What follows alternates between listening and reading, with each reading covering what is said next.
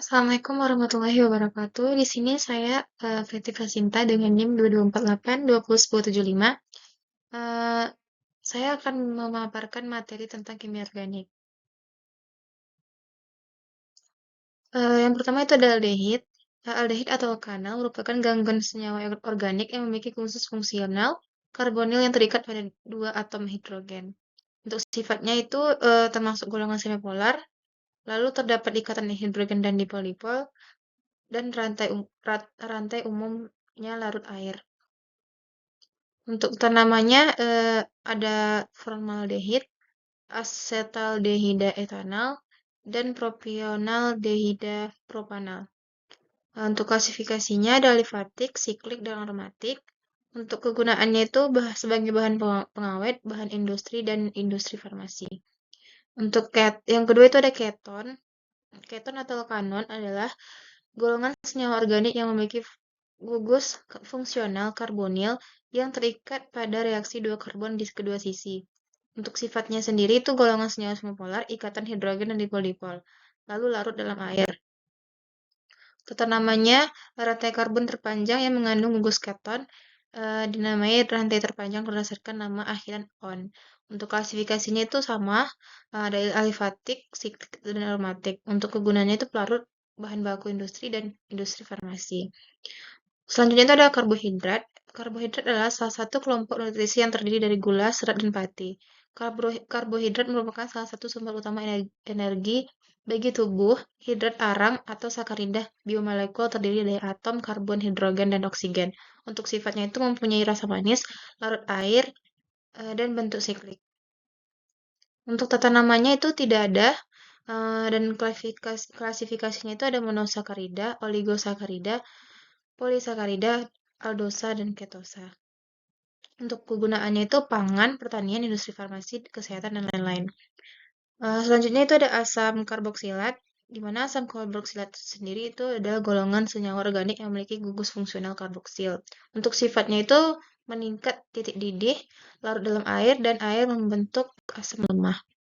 Untuk tata namanya itu dimulai dengan asam, rantai karbon terpanjang mengandung gugus karboksilat, akhiran OAT. Untuk klasifikasinya itu alifatik, siklik, dan aromatik. Dan untuk kegunaan sendiri, pangan, bahan baku industri, industri farmasi, dan pelarut. Selanjutnya ada lipid. Lipid adalah kelompok molekul alam yang meliputi lemak, lilin, sterol, vitamin yang ada dalam lemak. Untuk sifatnya itu titik didihnya tinggi, pada suhu kamar berwujud berat cair, larut dalam nonpolar. Dan namanya tidak ada.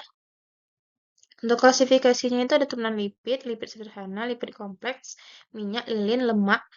Dan untuk kegunaannya itu ada pangan, pertanian, industri farmasi, kesehatan, dan lain-lain. Selanjutnya itu ada amina. Amina adalah turunan organik dari amonia di mana satu atau lebih atom hidrogen pada nitrogen telah tergantikan oleh gugus alkil.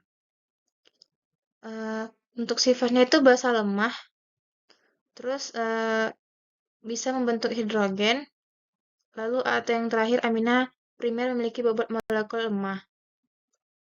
Selanjutnya itu ada tata namanya. Yang pertama itu gugus halogen disebutkan dulu baru alkananya. Yang kedua itu aromatik mempunyai nama spesifik. Dan klasifikasinya itu amina primer mengikat satu gugus alkil. Yang kedua itu amina sekunder mengikat dua gugus alkil, begitupun dengan tersier. Untuk kegunaannya sendiri itu pewarna, industri minyak, industri farmasi, bahan pengawet epoksi. Selanjutnya itu ada protein, di mana kelompok protein biomolekul yang berukuran besar dan makromolekul yang terdiri dari satu rantai panjang atau lebih asam amino.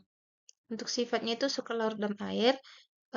Yang kedua itu dapat mengalami koagulasi. Yang ketiga bersifat atmosfer dan dapat mengalami kerusakan. Untuk namanya tidak ada.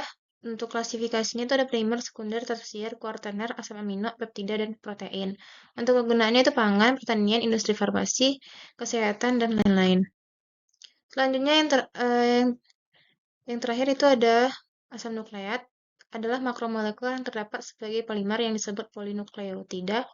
Untuk kesifatnya itu keasaman, wujud viskositas, kelarutan, dan lain-lain. Untuk tata namanya itu seperti di tabel berikut. Dan untuk klasifikasinya itu ada asam ribonukleat, asam nukleat buatan, asam deoksiribonukleat. Dan untuk kegunaannya itu asam nukleat memiliki fungsi untuk menyimpan, mengangkut, dan mentransmisikan informasi genetik sel. Sekian yang dapat saya sampaikan. Kurang lebih saya mohon maaf. Wabillahi taufiq wal hidayah. Assalamualaikum warahmatullahi wabarakatuh.